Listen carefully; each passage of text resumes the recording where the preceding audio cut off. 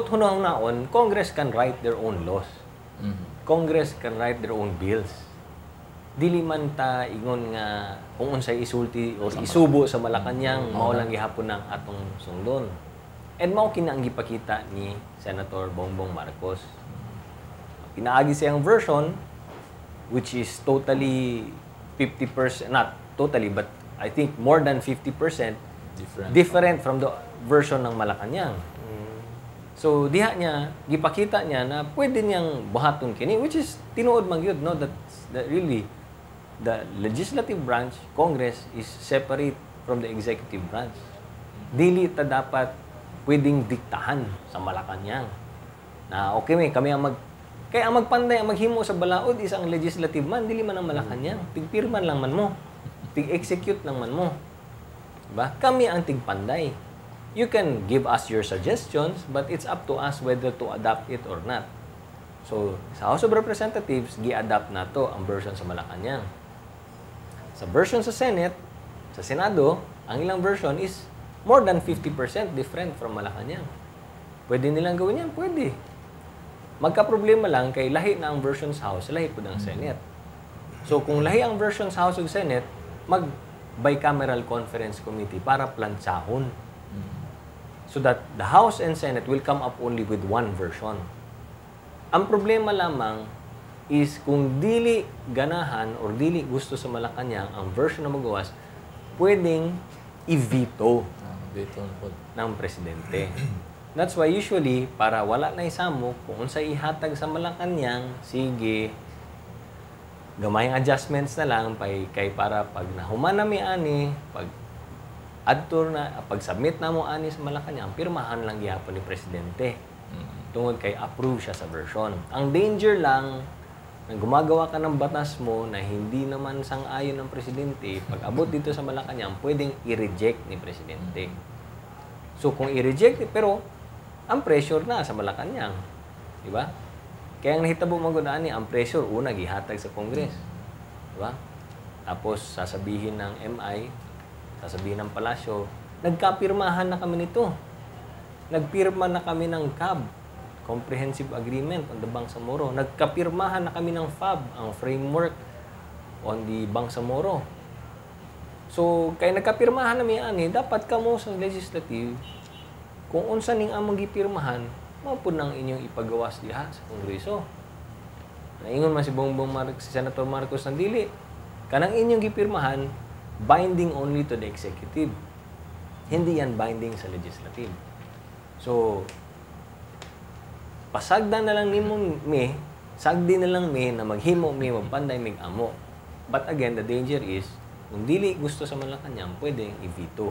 Pag i-veto yan, kaya wala na yung oras, ang ending ana, wala na ibang Bangsamoro. Usa sa mabihagon kaayo nga feature sa Senate sa version sa BBL, mao kining paglatid ug masiguro ang pag-angkon sa Pilipinas sa Sabah. Ang imo reaksyon, Congressman Carlo? Yes, nandyan yan sa speech, sa sponsorship speech ni Senator Marcos. Diya sa yung sponsorship speech, niyon siya dito na dapat very clearly ang Malacañang musulti in very clear terms na wala niya gi-abandon ang iyang claim sa Sabah. No? Kay matod palagi ni Senator Marcos, iya ganing gina-question nganong ang Malaysia man ang nag-facilitate sa peace agreement. Na ang Malaysia dili manggani mo angkon mo acknowledge sa legitimate claim ng Philippines over Sabah. Diba? So dapat ang mensahe na ihatag sa Pilipinas, ang gusto ni Senator Marcos ba, ang mensahe na ihatag sa atong nasod sa Malacañang, sa Malaysians is salamat sa inyong pag-facilitate, but we are still claiming Sabah. No? Dili salamat for facilitating, ug ang reward nimo imo na ang Sabah. So sa lakto da pagsulti, murag mao kana ang mensahe ni Senator Marcos, which tinuod man sad, no? We have not yet given up our claim over Sabah. No? Kung kung kita gani makig-away ta sa China tungod anang ginabuhat ginahimo nila sa Spratlys nganong ang Sabah ato mang ginapasagdan na very clear man ang atong claim diya sa Sabah, just as clear as our claim sa Spratlys. So kung hinaanap ta ka-agresibo sa Spratlys, dapat agresibo pud ta sa Sabah, di ba? Nganong selective man ta ani, mo lang na ang point ni Senator Marcos. Sa pagkakaroon, Congressman Carlo, kining may ba nimo gihapon nga doon na pahigayon ang House nga mapasa ang BBL sa termino ni Presidente Noynoy Aquino?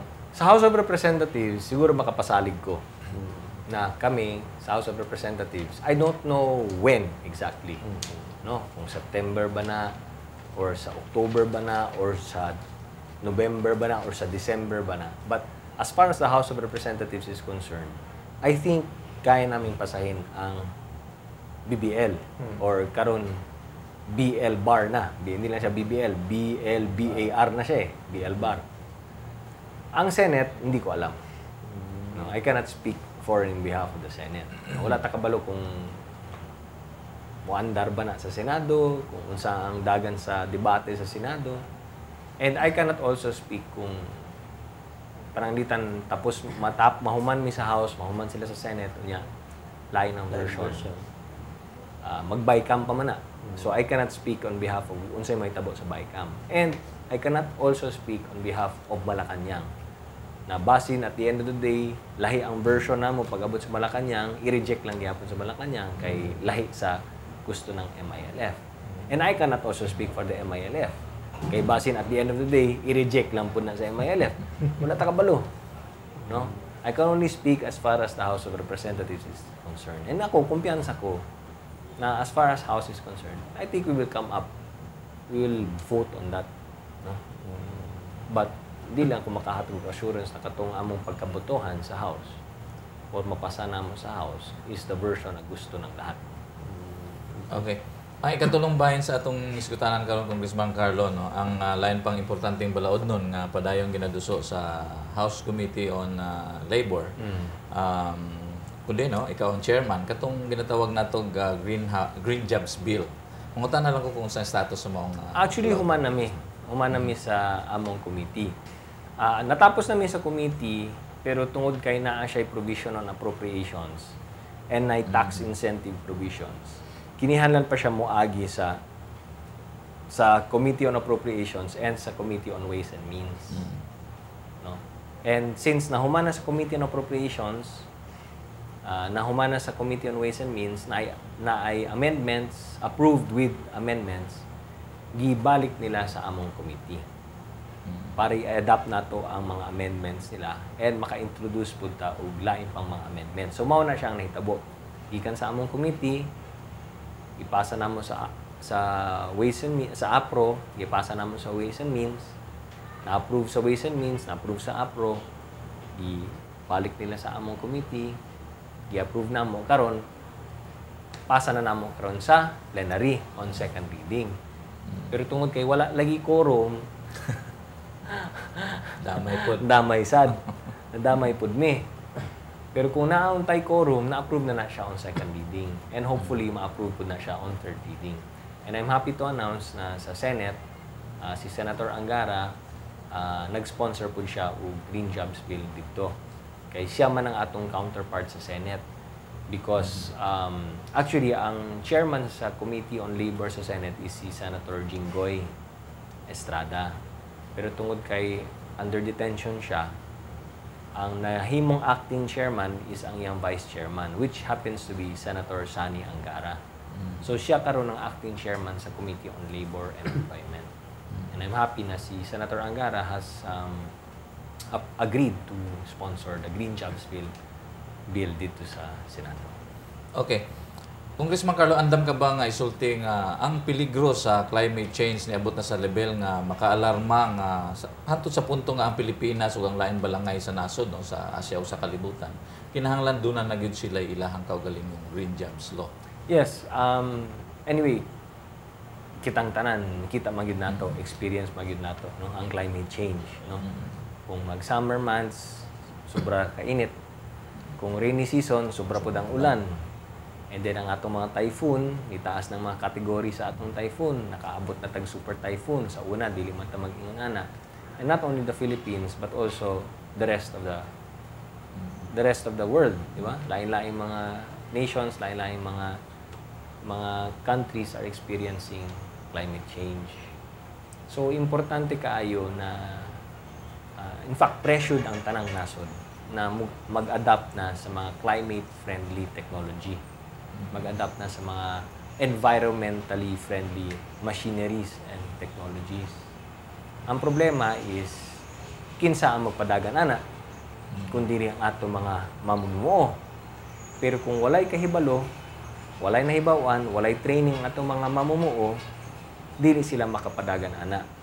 So, mao niya ang unod sa atong green jobs. Na samtang kita, ang atong nasod, ang atong mga industries, ang atong ekonomiya, na nagapadagan sa atong ekonomiya, mo-adapt sa mga climate-friendly technologies, dapat ang gobyerno sabay ang pag-training o pag-upgrade sa skills sa atong mga mamumuo aron may balo sila kung unsaon ang pagpadagan aning mga high-tech na mga green technologies and equipment para andam ta, no? And in fact kining maong inisyatibo very well supported kini sa United Nations ug hilabi na ang International Labor Organization, ang ILO. In fact, matud pa sa ILO, this is the first law, no? Or bill, mahimo siyang balaod, it will be the first law that has the name Green Jobs. So laliman ka ana, kita sa Pilipinas ang pinakaunang magkaroon og balaod nga naay pangalan nga Green Jobs. Kita'y makauna ani, kita'y pinakauna ani, if ever, God willing. That's why dako kayong kuan kini initiative, importante kayong inisyatibo kini, and hopefully kung madayon ni mamahimo ni siyang balaod, magamit na ni siya as example ng ILO sa ubang mga nasod, sa lain-laing nasod diri sa atong kalibutan, na mag-adapt pud sila og green jobs law nila. No? Murag kita pa ang nahimong example. No? So dakong garbo ka na para sa atong nasod. And that's why I'm really hoping na ma-push through yun kini siya. Okay. Sa mga kaigsunan, palawman na to ang atong kasayuran diya sa Green Jobs Bill, no? Human sa atong break, ikaduhang pag-break. Ayaw lang magkawa kay balik din. Kalambuan, Dalatana.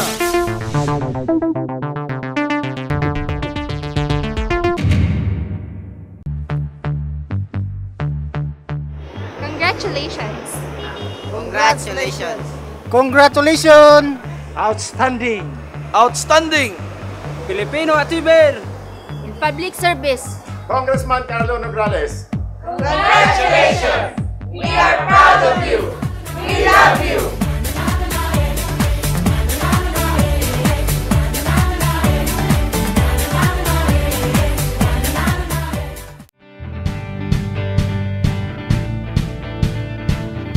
Ako si Tessa May Johnson, 20 years old, taga Barangay Linda na Bontoran. Nag-stay ko sa DA Homes, Pampanga, Davao City. 8:15 ko naabot dire sa 76-A para mag-apply og work. Abot na ko dire kanina, naglinya dayon ko, pero gamay pagtao. So, dagan ko mga kauban nga job seekers, nagapangitag trabaho, pares na ako. Then, akong reason na nangita ko trabaho is para matabangan ako akong pamilya. Ako nagapasalamat kay Congressman Carlo Nograles o sa iyang gidala nga jobs fair diri sa SIR Matina. O karon na anak ko yung trabaho isip isa ka sales agent sa Sky Cable.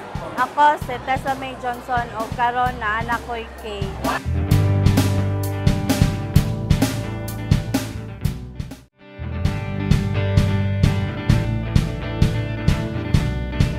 Si John Ray Huyua, 27 years old. Nagpuyo ko diri alang pod sa SIR. Piabot ko diri karon po is para mag-apply.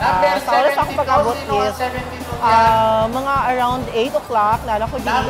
And magdala ko og mga requirements sama sa resume and then ang passport. Okay, gidala na pod na ako siya.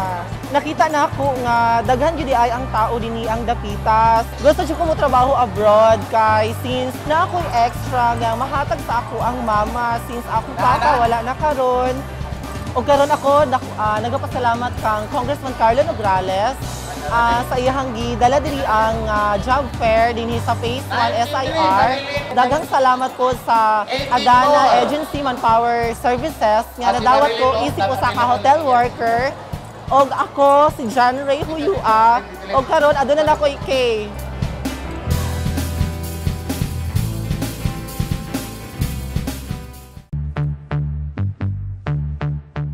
Congratulations. Congratulations. Congratulations! Outstanding. Outstanding. Filipino Atiber. In public service. Congressman Carlo Nograles. Congratulations! We are proud of you. We love you.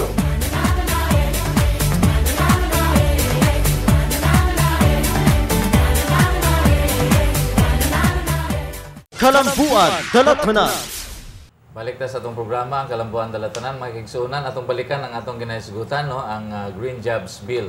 Sals, imong higay. Congressman Carlo Nograles, nahibulong lang mi, nga nung ang balaod nun sama nining Green Jobs Bill, kinahanglan gyud nga moagi og maaprubahan sa House Committee on Appropriations. Automatic na, Zals. Basta naa kay bill na naay provision on appropriations, moagi na siya sa Committee on Appropriations. So, kinihanlan na siya because ang Committee on Appropriations, sila ang expert niya na. So, in other words, silang expert sa budget. So, kung ang imong bill, imong balaod nun na ay appropriations provision tungod kay kinihanlan og additional budget para sa pagpadagan ana or pag-implement sa imong balaod nun, ang Committee on Appropriations, ang expert ni ana kung naabay budget ang gobyerno para mahimong effective ang imong balaod nun. Kung naapoy provision on tax incentives pananglitan ang imong bill, kinihanglan mo agi pod na siya sa Committee on Ways and Means. Kay kana ang maong committee ba na ang expertise niya kung musugot ba sila na tagaan og tax incentive ang pinaagi sa imong balaod nun. So kinihanglan mo agi po siya sa Committee on Ways and Means. So mao na ang nahitabo sa Green Jobs. Niagi siya sa APRO, niagi po siya sa Ways and Means. Base sa among mabasa, Congressman Carlo, doon ay gingon nga fiscal incentives, gulain pa mga tax bonus sa imong Green Jobs proposal. Unsa pod kita ko ang nalambigit nga kantidad ug unsa pod ang buhaton sa kumpanya aron nga makapahimulos na ni Congressman Carlo? Yes, sakto ka na, no? So pananglitan ana. That's why niagi siya sa Committee on Ways and Means tungod kay naatay fiscal or tax incentives. So pag abot dito, ang original version sa among balaod doon is dapat na ay 200% deductible, no? Ang expenses nimo dapat 200% sa imong expenses para sa green technologies, no, or research and development or skills training para sa green workers nimo, dapat makakuha og 200% na allowable tax deductions. Pero pag agi dito sa Committee on Ways and Means, ni palagman supak ang Department of Finance ug syempre ang BIR supak man sila. That's why gi-adjust nila sa Committee on Ways and Means na ang nahitabo, the proposal was ihatag na lang sa DOF, Department of Finance, sila na bahala mag-decide kung unsa ang insentibo na pwede nilang ihatag para sa green jobs. But ang example sa mga incentives is ang additional deduction sa labor expense. So tax deduction na siya, and capital equipment na ma-import nimo tax-free. No? So duty-free importation of capital equipment. Gi-propose na siya sa Department of Finance because right now the Department of Finance is rationalizing all of the fiscal incentives sa lain-laing industries. So para haom sa tanan, mao na ang gihatag na proposal sa Department of Finance So ako isip author nisugot na lang pud ko kay sila man ang experts diha. Okay. Congressman Carlo, kampante ka ba nga mahimo ra gyapong hingpit nga balaod kining Green Jobs Bill bisan sa panginahanglan nga moagi pa kini sa Senado aron maaprubahan sa nila? Yes, kay nagpasalig man si Senator Angara na siya na ang bahala sa Senado. So nag-file na siya og iyahang Senate version and ingon siya na hearingon daw niya. I-schedule na daw niya for hearing at the soonest possible time. So ako, nagtuon na lang po ko sa maong pasalig ni Senator Sani. Okay. Pananglitan og doon na natay Green Jobs Law, unsa po lang pwede nga, ang imahe nga pwede na malantaw no, sa Pilipinas, gikan, napulo, hantod 20 ka tuig, gikan karon Congressman. Siguro, ang ma-imagine nato kung naa natay green jobs, siyempre, una sa tanan, mas daghan na mga green workers. No? Kana mga workers na na-trained sa pagpadagan sa green technology. And of course, mas daghan na mga green technology na gina-implement. So, example sa mga green technologies or green industries na makita nato 10 to 20 years from now is mas daghan natang organic farms, no? So, sa ato pa mga farms na dili nagagamit og fertilizer, organic tanan ang ginagamit. And nakita naman nato ang trend karon, mao na ang uso karon, organic food, di ba? Organic farming. Forestry, mas daghan na dapat ang mga natural forests, forest reserves. So mas daghan na mga forest rangers, no? Nakita nato sa nahitabo kay Pamana ang atong Philippine Eagle nagpusil. Kita nato na kulang gid kay ang atong mga forest ranger, ang mga tigbantay sa atong mga kagubatan, kalasangan. So hopefully mas madugangan ang atong mga forest rangers ug ang natural forest nato diri sa atong nasod. Sa fisheries siguro katong mga ginatawag na mas sustainable na fishing and aquaculture ang atong makita. Sa energy, of course, renewable energy. And tingali, 10 to 20 years from now, mas daghan ang mga balay na makita nato na naay solar. No? Kung pwede ba ang tanang mga panimalay na naay solar para naay alternative source of energy. Dili lang ta puros permanente na rely ta sa mga power generators o mga power distributors, dapat ang sarili natong panimalay ma-convert siya into a solar home na ginatawag, di ba? So sa recycling, mas daghan tang mga recycling plants. Sa mga buildings, mas daghan tang mga green buildings and ang mga energy efficient lightings. Sa transportation, mas daghan na tang mga mass transportation, ang mga tao dili na magsakay og sakyanan kay very efficient ng atong mass transport system. Siguro mas daghan ta mga makita mga electric vehicles kaysa katong mga di gasolina o di diesel. So kini ang mga pipila lamang sa mga ma-imagine natong mahitabo 10 to 20 years from now with the green jobs. Okay. Congressman Carlo Grales, kisigutan nato ang mga kalihukan gawas og sulod sa anong distrito net sa Davao. Nga imong gipanguluhan agig di pala magdugay pagkapadapod og mga libro sa nagkadiya mga tulungaan dinhi sa atong takbayan. Una dito sa Usipa Lianes Escuda Elementary School, sa Magtuod National High School, Enrico Nograles National High School ug sa Santa Ana National High School. Palihog sultida mi unsa maong programa Congressman Carlo? Well, sakop kini siya sa Oplan Kaalam, no? So ang Oplan Kaalam nato is dili lamang pang college kundi nagahimo pud tag mga inisyatibo na makatabang punta sa atong mga public elementary ug public high schools. Apila dito ang pagpangayo nato mga additional books, textbooks, libro, educational magazine sa private sector ug mga foundations. So nagsulat ko sa lain-lain mga private sector and sa mga lain-lain mga foundations. Ang usa sa mga nag-donate og mga libro kining Bato Balani. So nag-donate sila mga libro ug ato kining gi-distribute sa mga public schools nato. Kay gusto nako maparehas ang or mapasakan natong kalidad sa edukasyon sa atong mga kabataan. Kay ako makahinumdum ko katong pag-eskwela nako og elementary ug bisan pa man sa high school, private man, no? Well, actually sa elementary private, no? Sa high school public ay mayon natong public high school man ang Philippine Science, no? But elementary nag-eskwela tag private. Ang napansin nako, kumpleto ang among library, daghan yung mga libro. Pag-abot sa mga public schools, napansin ako dili kay kumpleto. So kini mga libro ginasulisit, ginapangayo nato kini siya para mahatag og madugangan ang mga libro sa mga libraries nato sa pampublikong tulungaan. So nagpasalamat kog dako sa Batubalani na nag-donate sila, ako kini gi-distribute sa mga public elementary public high schools. Gikan diri sa Documents Davao hantod sa Kalahong Manila, Congressman Carlo Grales, ang imong kalihukan nasera namo nga gitambungan nimo ang Job Start graduation dito sa Maidas Hotel sa siyudad sa Pasay. Di pa lamang dugay, gani amo na matigdan nga gitambugan sab nimo ang pipila ka langyaw o gingon nga gitambugan sab kini sa pipila ka mga langyaw ang maong okasyon. Mas pod ang istorya sa mga kalihukan ay Congressman. Yes, kining Job Start usa ka pinakabag-ong programa kini siya. And garbo nato na nahimo kitang commencement speaker sa first ever Job Start graduation. Mao kini ang pinakaunang Job Start graduation.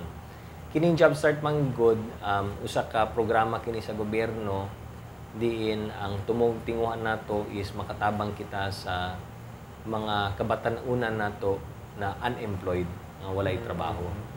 Kay experience nato, makita nato in terms of unemployment or kawad-an og trabaho, ang pinakadakong porsyento sa walay trabaho naa sa kabataan. No, hilabi na ang out of school youth, hilabi na mga dropout, and mao kini ang gusto natong tabangan pinaagi sa atong Job Start program. Ang Job Start program ang nagkapadagan ani isang Department of Labor and Employment with the support ng Government of Canada and the Asian Development Bank. That's why during the graduation, nakita nimo na ay mga langyaw dito, mao ni ang mga representante sa Government of Canada and the Asian Development Bank. Kay sila ang nagasupport ani. And ako isip chairman sa Committee on Labor and Employment and isip author sa Job Start bill diya sa Congress. Kita ang napili no na isip commencement speaker dito sa maong graduation.